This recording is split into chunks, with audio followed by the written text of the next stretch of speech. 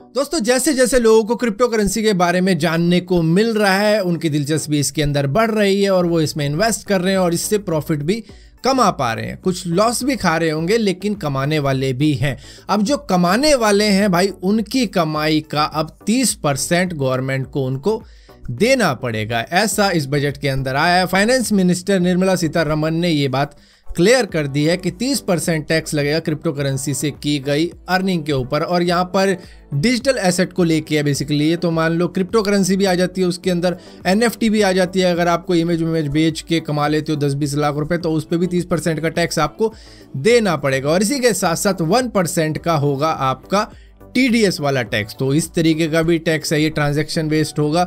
सो मान लो अगर किसी बंदे ने 1 लाख रुपए क्रिप्टो करेंसी के अंदर इन्वेस्ट किए और उसने किसी तरीके से किसी कॉइन में 10 गुना या 11 गुना कमा लिए और उसके पैसे हो गए 11 लाख रुपए, तो 1 लाख रुपए तो उसने लगाए थे लेकिन कमाए कितने, 10 लाख रुपए। और उस 10 लाख के ऊपर उसको 30% का टैक्स देना पड़ेगा, यानी कि 3 लाख गवर्नमेंट को देना पड़ेगा, बाकी 7 लाख उसका हो जाएगा। और इसी के साथ साथ RBI ने भी अपनी क्रिप्टो करेंसी लॉन्च करने का फैसला लिया है, जो होगी डिजिटल रूपी। ये दरअसल 2022 या 2023 के आसपास में देखी जा सकती है। ये दूसरी क्रिप्टो करेंसी के मुकाबले में काफ़ी ज़्यादा स्टेबल होगी, जिसकी वैल्यू ऐसा नहीं है कि 1000 गुना 20 गुना ऐसे बढ़ेगी, ये स्टेबल रहेगी। दोस्तों इस वक्त में एक गेम काफ़ी ज़्यादा वायरल हो रही थी जिसका नाम है वर्डली, जो कि बहुत ही सिंपल सी गेम है जिसके अंदर आपको 5 लेटर का एक वर्ड गैस करना है, जिसके लिए आपको 6 अटेम्प्ट मिलेंगे। ये 2021 अक्टूबर के अंदर रिलीज हुई थी और आज के वक्त में काफ़ी ज़्यादा वायरल हो चुकी है। सारी दुनिया के अंदर इसके चर्चे चल रहे हैं और इसको अब न्यूयॉर्क टाइम्स ने खरीद लिया है करीबन 7 डिजिट्स के अंदर $, में। और काफ़ी ज़्यादा मज़े आ चुके हैं उस बंदे के जिसने ये गेम बनाई थी, जो कि एक सॉफ्टवेयर इंजीनियर था। मतलब उसको क्या मालूम था कि कुछ ही महीनों में उसकी गेम इतनी ज़्यादा वायरल हो जाएगी कि उसको लाखों $, कमा के दे देगी। दोस्तों दुनिया की बड़ी बड़ी टेक कंपनियां, चाहे माइक्रोसॉफ्ट हो गई, ट्विटर हो गया या फिर गूगल हो गया, उनके CEO इंडियन ओरिजिन बेस्ड ही हैं। और यहीं पर अब एक और कंपनी जो कि सैन फ्रांसिस्को बेस्ड है, यूनिकॉर्न बोल्ट, उसने भी एक इंडियन ओरिजिन बंदे को CEO बना दिया है अपना, जिसका नाम है मज्जू कुरुविला, जो कि कंप्यूटर इंजीनियर रहा है। मंगलौर यूनिवर्सिटी से उसने अपनी इंजीनियरिंग कंप्लीट करी है और अब वहाँ पर इनको CEO बना दिया गया। अब ऐसा लगता है कि US के अंदर CEO बनाने से पहले ये देखते हैं कि इंडियन ही तो है ये, तो इसको बनाते हैं। दोस्तों जब भी हम पावर बैंक लेने जाते हैं तो हम उसमें देखते हैं कि भैया हमें उसकी कैपेसिटी ज़्यादा मिलनी चाहिए, करीबन 20,000 mAh का होना चाहिए या 30,000 40,000, मतलब बंदे ज़्यादा से ज़्यादा चाहते हैं कम पैसों के अंदर। सेफ भी होना चाहिए, ऐसा नहीं कि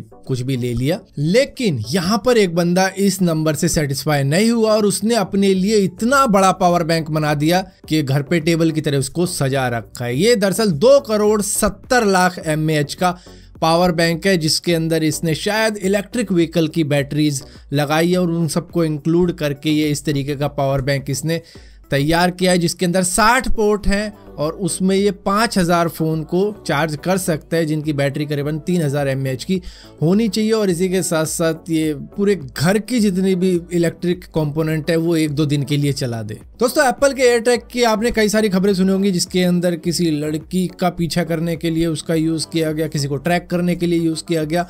अब एक अच्छी खबर ये आ रही है कि एप्पल के एयरटैग को एक फैमिली ने, दरअसल वो रहती कोलोराडो में थी और वो न्यूयॉर्क में शिफ्ट हुई थी, अपना सामान भी तो उनको लाना है वहाँ पे, तो उन्होंने एक मूवर कंपनी को हायर किया था, जिसके ट्रक के अंदर उन्होंने अपना सामान रखा और अपने बच्चे के टॉय बैग में उस एप्पल टैग को हाइड कर दिया, जिससे कि वो ये पता कर पाए कि इस वक्त में वो ट्रक कहाँ तक पहुँचा।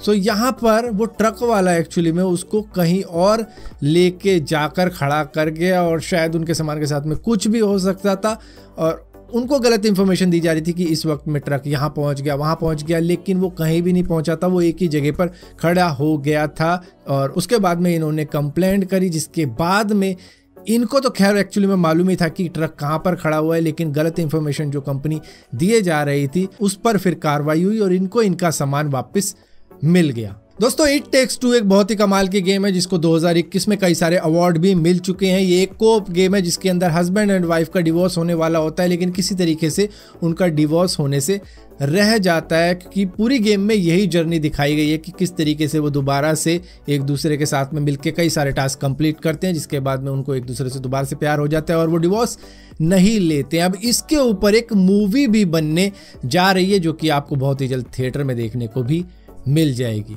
सो फिलहाल के लिए दोस्तों इस वीडियो के अंदर इतनी अपडेट्स थी। अगर ये वीडियो आपको पसंद आती हो तो इस वीडियो को लाइक जरूर करना, शेयर जरूर करना और इसी तरीके की और भी वीडियो देखने के लिए इस चैनल को सब्सक्राइब जरूर करना। और सब्सक्राइब किया है तो बेल का आइकॉन जरूर दबाना, वरना आपको मालूम नहीं चलेगा मैंने कोई वीडियो डाली भी है।